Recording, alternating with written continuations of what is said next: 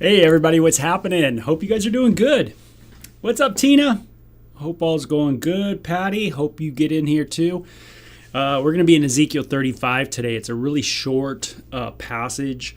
And you can see I'm already at the church office today. It's been a busy week, kind of year end. So, year end means a lot of stuff, especially with my job. So anyway, I get to be here and get into the morning Devo. So, hey, Paula, we weren't going to start until you got into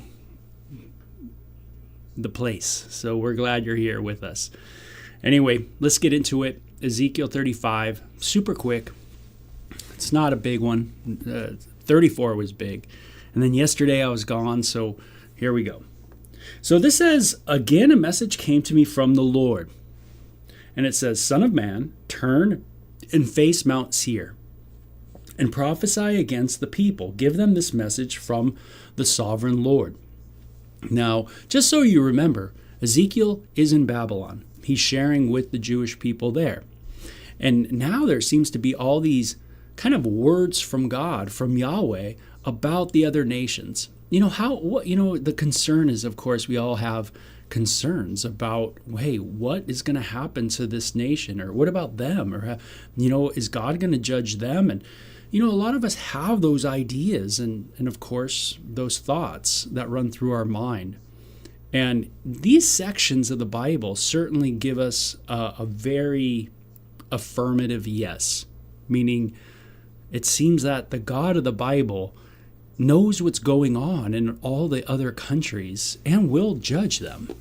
And there will be, if you will, this judgment of the nations that's going to take place. So it says, I am your enemy, O Mount Seir, and I will raise my fist against you to destroy you completely. I will demolish your cities and make you desolate. Then you will know that I am the Lord. That's always a theme in these words from these prophets, that you may know that I am the Lord. Ultimately, God's judgment is about his fame, is about his people knowing him. That you will know, you will realize, you will come to finally understand, or your eyes will be opened that you were wrong. And that's something that most of us are scared about entirely. And sometimes our whole lives are literally an endeavor to move away from the deity. The last thing we want is that deity, that God, to be correct. Because then if that God's correct, then we got to be accountable to that God. Then, we have to change our lives perhaps. And maybe there is this responsibility that we have. And things really matter on the planet, meaning things really matter. They really have an effect into our afterlife. There is an eternity to gain and a hell to shun. And this kind of idea is something that's threaded throughout music culture, all kinds of cultures, art, everything, operas, this kind of idea of an eternity, a heaven to gain and a hell to shun, and that things do matter. And we live as though things matter. If things didn't matter and there was no, really eternal significance to anything, then, then what you're calling love is not really love. It's just something you're saying. It's just something made up. It's subjective. But the Bible insists there is an objective truth, and we are accountable to that truth. That ultimate truth is God. That's why when Jesus says, I am the way, the truth, and the life, man, that's some heft to that statement. Jesus is saying, I'm the truth. Well, there's only one that's true, and that's got to be God, the ultimate point. The point, where everything stems from, the beginning. And Jesus says, I'm the truth. Could you imagine saying to someone, when we're in arguments, right? When we say, hey, I'm speaking the truth, you're wrong. Those don't really help the situation, do they? They kind of like spark more argument. When Jesus says he's the truth, he's claiming to be someone. Yeah. So that's what we struggle with, but that's what Ezekiel's giving to the people, this idea that no, everybody's going to be accountable to God. It says, your eternal hatred for the people of Israel led you to butcher them when they were helpless, and I had already punished them for all their sins. Hey, I got Israel. I'm going to punish Israel. So Edom, why don't you not get so bent at them? And why did you butcher them? Notice it. I love the New Living Translation, butcher, because what happened on a year ago in Israel? Butchering, horrible butchering took place. I mean, unthinkable. It's hard to even think about it. But it did happen. People butchered people. And this seems to be a theme. Why did you butcher them? As surely as I live, says the sovereign Lord, since you show no distaste for blood, I will give you a bloodbath of your own. Again, sounds like a heavy metal band. Bloodbath. I'm going to give you just what you want. You want to live by the sword? Then guess what? You're going to die by it. Your turn has come. I will make Mount Seir utterly desolate, killing off all who try to escape, and any who return. I will fill your mountains with the dead, your hills and your valleys, these little places of Edom, these cracks. And it says, and your ravines will be filled with people slaughtered by the sword. I will make you desolate forever. Your cities will never be rebuilt. Then you will know that I am the Lord. So Babylon's coming in, and Babylon seems to be kind of the hammer of God on these areas. But I think there's even future stuff going on. For you said, the lands of Israel and Judah will be ours. We will take possession of them. What do we care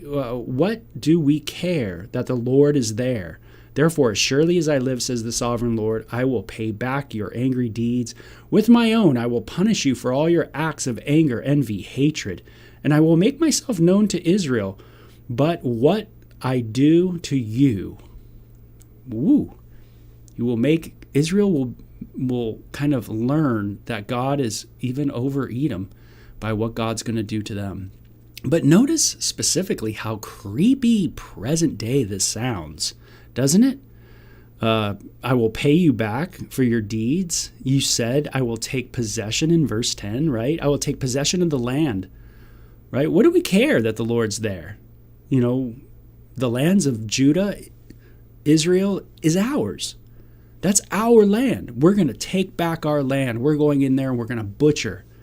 Doesn't this sound very similar to today, to our life today? And notice it says because of your what? Anger, envy, and hatred. Those are some things we can work on today, right? Anger, hatred, envy. People envying the Jewish people, and therefore they build up a hatred, a vile hatred towards them. Envying, wishing they were the people that had that experience with God on the mountain, that they had the laws, that their people were given the laws.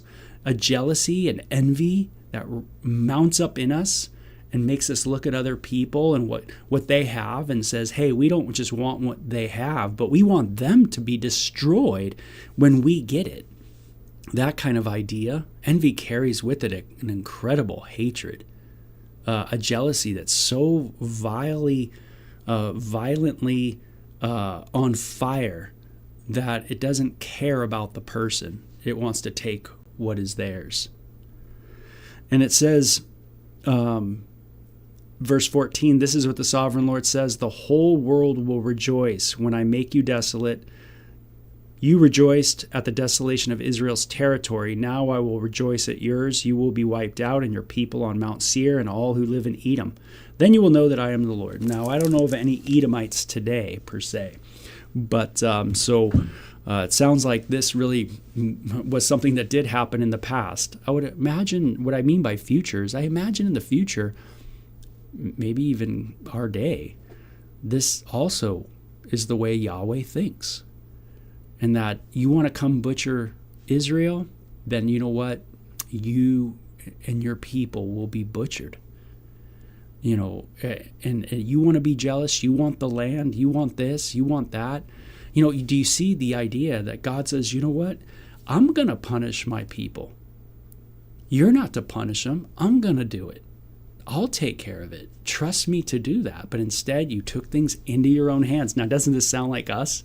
We took things into our own hands and we enacted judgment. We go at it. And notice when we go at judgment, usually our judgments are off. Why? Because we have hatred, anger, and envy. And those things tend to come out of us. So when I'm at the play yard with the kids and someone punches my shoulder and I punch them a little harder and they punch me harder and I punch them harder, right? There's all this stuff that's in me that's going, hey, I gotta outshine him. People are looking. Am I going to really just wimp out? All this insecurity is going on in me as a kid that moves me in a direction to keep punching, to try to punch harder. I don't want to judge just a person. I want to judge them more. I want to get them more. And this happens as we grow up and we become just big junior hires, right? Where we want to judge people, but we really want to get at them. We really want them to pay. And this is what Edom's downfall was all about. Do I trust God to judge people? One of the most coolest passages about this subject is found in the New Testament in the book of Peter, 1 Peter, where it says that when Jesus was insulted, he did not insult in return, but he committed himself to him who judges righteously. Isn't that amazing? Jesus was able to commit himself to him who judges righteously. Who? His Father. His Father could judge righteously. He could judge people. So what did he do? He committed himself. When he was insulted, he did not insult in return, but he committed himself to him who judges righteously. So when I want to get at people, when I want to strike them, when I want them to pay, and I want me to be the hammer that comes down on them, my kids, my wife, my whatever it is, my boss, whatever it is, whoever's around, if I want to judge them, you know what that's an issue of? Faith. A lack of faith. Just as Edom doesn't trust Yahweh to judge Israel, they think they're going to do it, and they have all this envy, and they want the land. I too act like Edom, where I don't trust Yahweh to judge.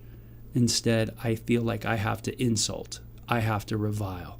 Those kind of things. I'm not committing judgment to the hands of God. And what these passages continually tell us is that Yahweh will judge thoroughly in his time, but it's going to be a thorough judgment. And he will give justice, to those people, to us, to humans. I don't know about you, but I don't know if I want God's justice. I'd rather have his mercy myself. And this is seen in Jesus. So we can be thankful today for his wonderful mercy. But remember that when we want to judge, we got to be careful. And we got to remember that God is the ultimate judge and trust in him in his judgments of other people. And that'll free us up to maybe just love them and maybe do what Jesus says. Father, forgive them, for they know not what they do. Wow. Cool. Okay, that's it for today. Ezekiel 35 in the books. We're almost done with the book, but a very good and important devotion for sure. Working on that judgment, working on that envy, working on our faith in God to do that which he can do perfectly. So take care. Bye-bye.